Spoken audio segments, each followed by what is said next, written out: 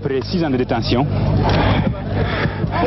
je ne peux pas vous dire tout ce qui est ce bloc parce que nombre d'entre vous, en particulier les paracommandos et les gendarmes, ils connaissent le Kambouarou.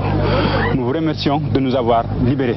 L'initiative que vous avez eue de me sortir depuis 4 ans, je suis en prison. Oui. Depuis le 16 juin 1980, j'ai été arrêté alors que j'étais venu pour dire bonjour à mes parents et pour me retremper dans mon pays d'origine, la République de Guinée. Vous êtes venu d'où? Je suis venu de Dakar, je suis fonctionnaire international et je travaille pour les Nations Unies. J'ai fait 3 ans, j'ai été arrêté le 23 mars 81. Oui. Pour la simple raison qu'un parent est passé la nuit chez moi.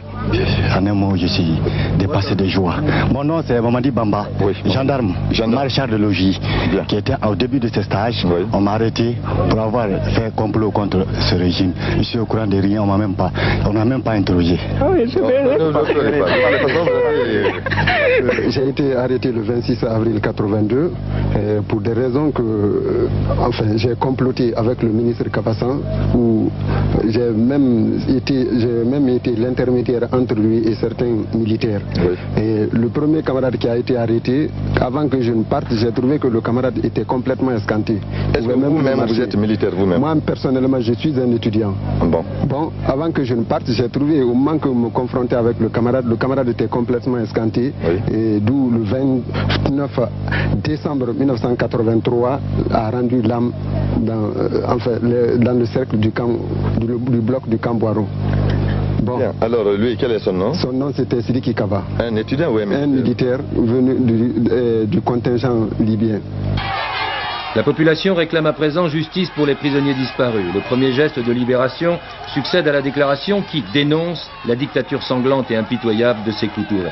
Le comité militaire tient quand même à souligner l'importance du travail entrepris par l'ancien président à l'extérieur du pays. Il est évident que les nouveaux dirigeants veulent éviter un clivage à l'intérieur. Leur programme à présent, instaurer une démocratie véritable, évitant à l'avenir toute dictature personnelle. Le résultat est immédiat. Les soldats sortis des casernes n'auront pas à tirer un seul coup de feu. La mangue était mûre. Le complot couvait depuis 3 ans. Le chef d'état-major de Sékou Touré devait être averti, mais avait refusé de participer. Il fallait faire vite. Le coup d'état était prévu pour samedi, mais mardi se réunissait le parti unique afin de désigner le successeur de Sékou Touré. C'était donc mardi ou jamais. Il y avait trop de monde dans le secret. L'orientation principale du nouveau régime est presque une profession de foi. Non alignés, ils espèrent avoir les meilleures relations avec tous les pays du monde. Le nouveau gouvernement admet aussi la critique pour ses lacunes, ses insuffisances et ses erreurs. Et cela, c'est nouveau. Accalmie aujourd'hui.